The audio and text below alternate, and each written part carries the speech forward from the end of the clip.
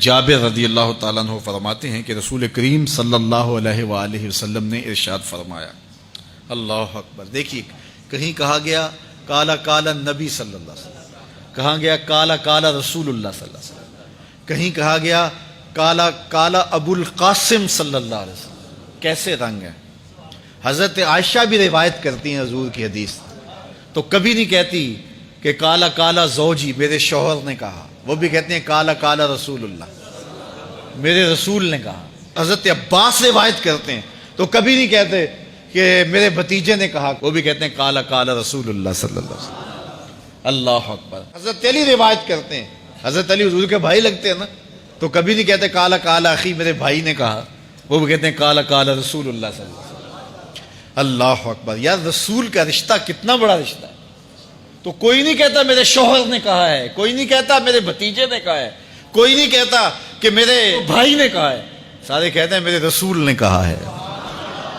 تو یار یہ کتنا بڑا رشتہ ہے، کتنا عظیم رشتہ ہے، تو اس رشتے کے ساتھ فخر ہوتا ہے، ناز ہوتا ہے۔ اللہ اکبر۔ تو یہ کیا کہتے ہیں؟ کالا ابو القاسم، اب یہ کہتے ہیں کالا کالا رسول اللہ صلی اللہ علیہ وسلم۔ رسول کریم صلی اللہ علیہ وسلم نے ارشاد فرمایا، اُرِدَتْ عَلَيَّ النَّارُ، میرے اوپر جہنم کو پیش کیا گیا، میں نے جہنم کا ملاحظہ کیا، تو میں نے وہاں ایک عورت کو دیکھا، اس کی ایک بلی تھی، اس بلی کی وجہ سے اس کو میں نے عذاب میں مبتلا دیکھا۔ کیسے بلی کی وجہ سے اس کو عذاب دیا جا رہا تھا؟ اس نے بلی کو باندھا ہوا تھا، قید کیا ہوا تھا، نہ تو اس کو وہ کوئی دودھ دیتی تھی، کوئی اس کو کھانے کے لیے چیز دیتی تھی، اور نہ ہی اس کو چھوڑتی تھی کہ وہ زمین کے کیڑے مکوڑے کھا کے اپنے پیٹ کی آگ بجھا سکے، یہاں تک کہ وہ بلی بھوک کی وجہ سے مر گئی۔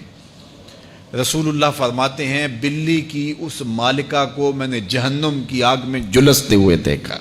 اور عمر بن عامر الخزائی، بنو خزاعہ کا شخص عمر، اس کو میں نے دیکھا اپنی انتڑیوں کو جہنم کی آگ میں دھکیل رہا ہے، اس کی انتڑیاں نکلی ہوئی ہیں اور جہنم کی آگ میں گھسیٹتی ہوئی اس کی انتڑیاں جا رہی ہیں۔ یہ پہلا شخص تھا جس نے سائبہ بنائے تھے، جانوروں کے کان چیر دیے اور بتوں کے نام پہ چھوڑ دیے، یعنی سب سے پہلے بت پرستی کا آغاز عرب میں کرنے والا بنو خزاعہ کا عمر بن عامر یہ تھا۔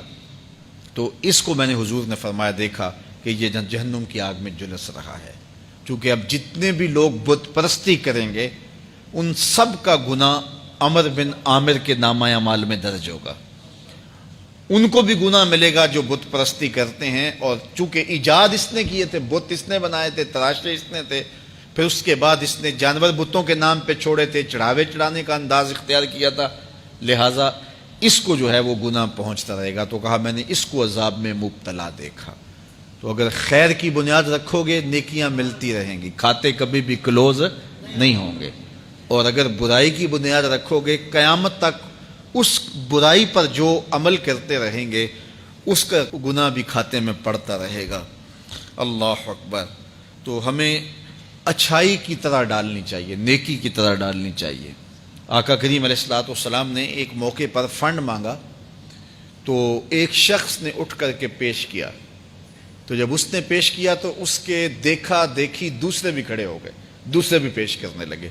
بعض کا سارے خاموش ہوتے ہیں، کوئی ہمت نہیں کرتا، تو ایک کھڑا ہوا تو اس کو دیکھ کے دوسرے بھی کھڑے ہو گئے۔ تب حضور نے فرمایا تھا من سنّا فی الاسلام سنتن حسنۃ فلہ اجرھا، جس نے اسلام میں کوئی اچھا طریقہ رائج کیا اس کو اس کا اجر ملے گا، اور پھر اس کی دیکھا دیکھی جس نے بھی کوئی اچھا کام کیا اس کا اجر بھی اس کے اجر کی کمی کے بغیر اس کے کھاتے میں بھی داخل ہوتا رہے۔